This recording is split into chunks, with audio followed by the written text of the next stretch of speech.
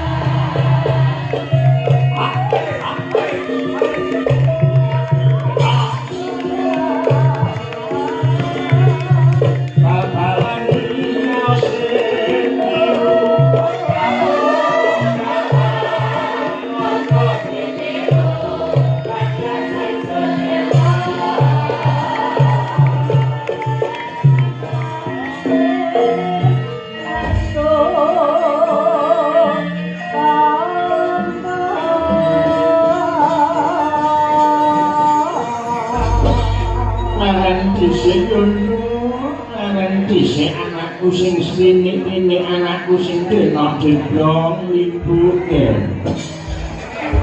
misake dhewe jenengan yung iki mumpung ana kawektu kanggo istirahat jenengan leren Pak Berek iki sing paling bakulan sing paling utama yo nduk ayo barengan kowe ndak kanthi kadang kabeh ndak derekake mana kok pujo puji syukur kok ngaturake pujo puji syukur kanthi lafal alhamdulillahirabbil alamin nggih ngono mati karo nikmat peparing Gusti sing awujud kesehatan lahir lan batin iki alhamdulillah nduk kowe lan aku bisa silaturahmi maneh lawan warga masyarakat desa Tegalombo Kecamatan Kauman ini kowe lan aku bisa sowan ana halaman bali desa Kauman kanthi wilujeng saka rubeda nggih amin Allahumma amin ya kang sabanjure maneh selawat lan salam tetep diaturake tetep dibisungsungake marang sang mustikane jagat nggih Kanjeng Nabi Rasulullah Muhammad sallallahu alaihi wasallam. Kanggo seperintis umat saka jaman pepetengan di jaman Ramadan lan sing tansah diarep sapaan lan pitulungane wiwit ing donya iki luwih-luwih besok sapaan lan pitulungane ana ing dina yaumil akhir mono ya mah. Mula minangka tandha makabayake dhewe minangka dadi umat yo minangka tandha katresnane dhewe aturan wis sakanta lan para sesuk budaya kabeh sing rawuh iki mumpung sing rawuh akeh bebarengan ndak derake bengi iki mau selawat. Allahumma sholli ala Muhammad wa ala ali sayyidina Muhammad. Allahumma sholli muga-muga aklan kowe lan uga sutresna budaya begitu sing rawuh warga masyarakat Desa Tegalombo besok tansah pikantuk syafaat lan pitulungane Kanjeng Rasul. Amin Allahumma amin. Amin Allahumma amin. Beniki kasembadan dengan tak dereke sowan ana halaman bali desa iki hajat lan niat saking warga masyarakat apa yo. Ora beda taun wingi-wingi nggih, padha kelawan taun wingi-wingi. Iki sesaji rutin tumrap Desa Tegalombo. Ngono, wayangan ana ing wanci bondo utawa bulan sama. Ngono. Iki rada tahun-tahun iki wis ana perubahan kecil yen wayangan ana halaman bali desa utawa ing pasar legi niki. Bodo matang dina atau bodo limang dina nggih. Miturut critane para sipil sepuh biyen iki malah bodo sedina iki wis rame-ramene bar salat iki menenge wayangan iki kan biyen. Alhamdulillah yo. Alhamdulillah polan aku sakanta nampa kapercayan maneh lawan warga masyarakat Desa Tegalombo. Lan nampa kapercayan saking segenap panitia ingkang dipun panyasani kadarku wedha kang Mas Samsul Ramadan. Ngono. Bengi paring kapercayan aku lan kowe sakanta supaya nang limbo. Aluri kabudayan lestantun aku utawa lestarekake kabudayan tradisi ana ing Desa Tegalombo iki. Ngono. Ing panyuwun muga-muga kanthi tradisi sing tetep dilestunake iki tetap warga Desa Tegalombo mangke kabagyan kamulyan bisa wasangka sumber sakit. Ngono. Satemah kademangan Tegalombo iki dadi wewengkon kademangan sing tetep dening rahmating Gusti. Baladatun thayyibatun waradun ghafur. Amin Allahumma amin. Amin Allahumma amin. Dari buniki sing nganggap hiburan itu ora mung Mbah Lurah dan panitia wae. Ora mung Mbah Lurah karo panitia wae. Nanging hiburan pada malam hari ini terwujud juga dari swadaya masyarakat dan semua dukungan dari semua masyarakat Allah Desa Tegalombo. Donatur dan pengusaha-pengusaha kabeh ning kuyung kompak banget. Ora beda kaya sing didawake karo sore mau. Ngono wajan. Pantes kanggo contlan maduladan ya. Ngono. Terus masyarakat ana Desa Tegalombo iki yang kuyung program pemerintah khususnya Desa Tegalombo ini wah pancen wajib warga masyarakat iki kudu mangkono. Aja dadi warga masyarakat sing membangkang. Ora. Kowe lan sebagai warga masyarakat harus mendukung semua program pemerintah desa khususnya Tegalombo ini lan umumnya program pemerintah pusat ngomong ya iki marake utawa rame-ramene iki program KDMD Koperasi Desa Merah Putih. Wah, kaya sing digawake Bupati Bapak Camat Patoni sore mau sakeh paring dawuh lawan wadani Nduk. Ono. Wah, iki sing lagi viral sebenarnya di tahap pembangunan proses pembangunan di KDMD umpama Koperasi Desa Merah Putih. Oh, iya. Ono sing wis dadi barang iya ono sing wis meh dadi bertujuan meningkatkan kesejahteraan petani, nelayan dan UMKM. Koperasi Merah Putih adalah program strategis yang bertujuan memberdayakan masyarakat desa dan kelurahan melalui usaha bersama. Juga program ini mendorong pemanfaatan potensi lokal secara maksimal ya, dengan membentuk struktur ekonomi yang dikelola oleh masyarakat dan untuk masyarakat. Ini orang itu sih dijawab ke Pak Camat sore kawan Bandura sore malam orang gambar dan itu di koperasi desa ini koperasi milik masyarakat bersama. Oh iya kan gue dimawar masyarakat. Hasbunallah wa ni'mal wakil.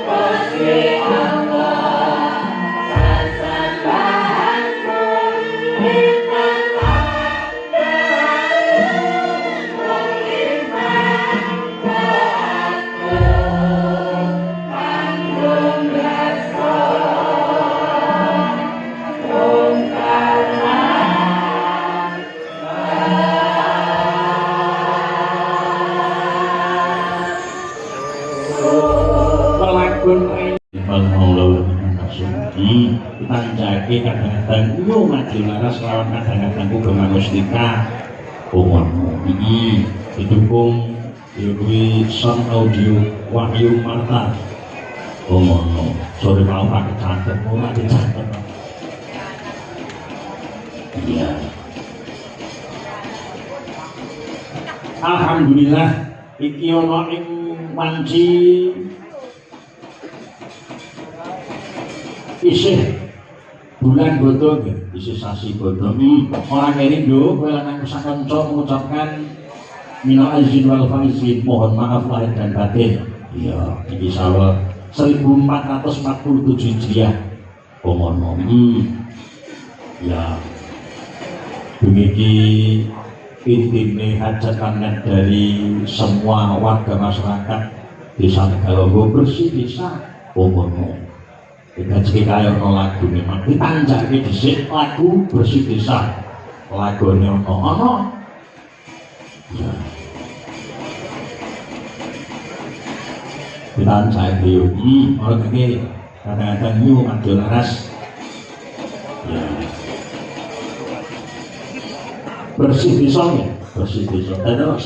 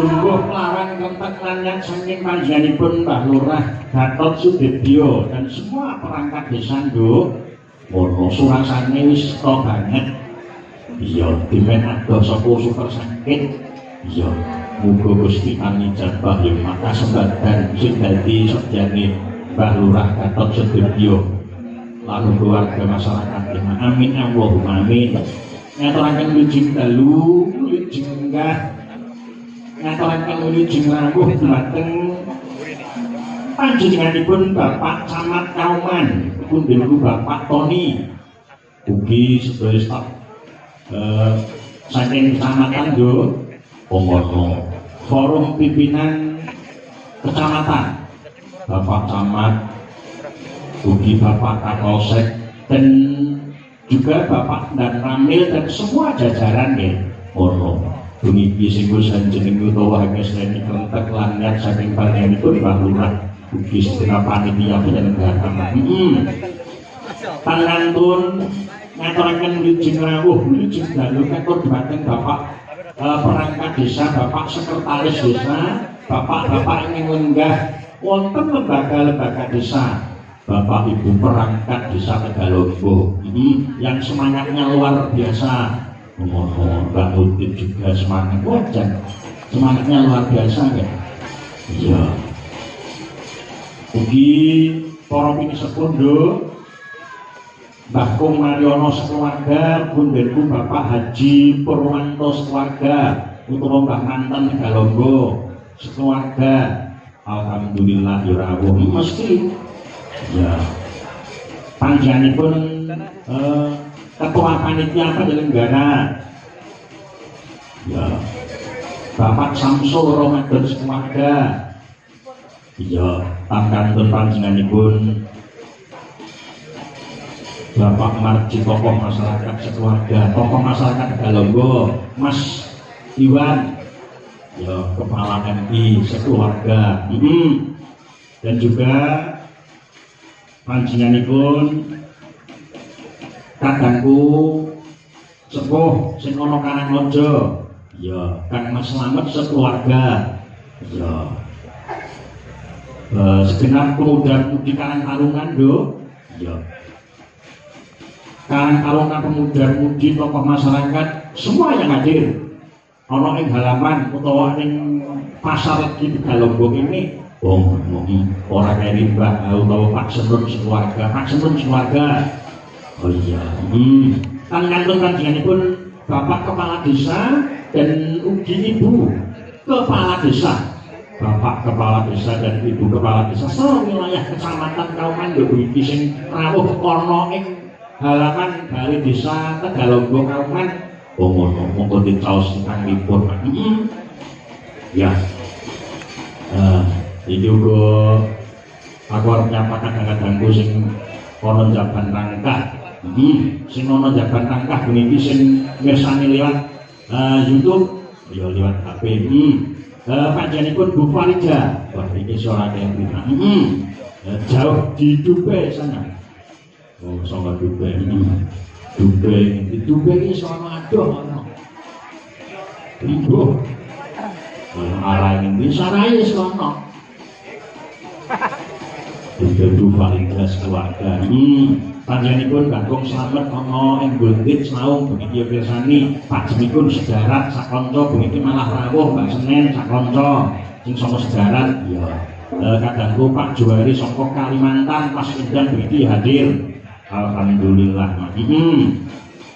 Mas Udres saking Sukoharjo begitu ya hadir sak kanca hadir. Mas Wandi Krandu orang dari Bogor.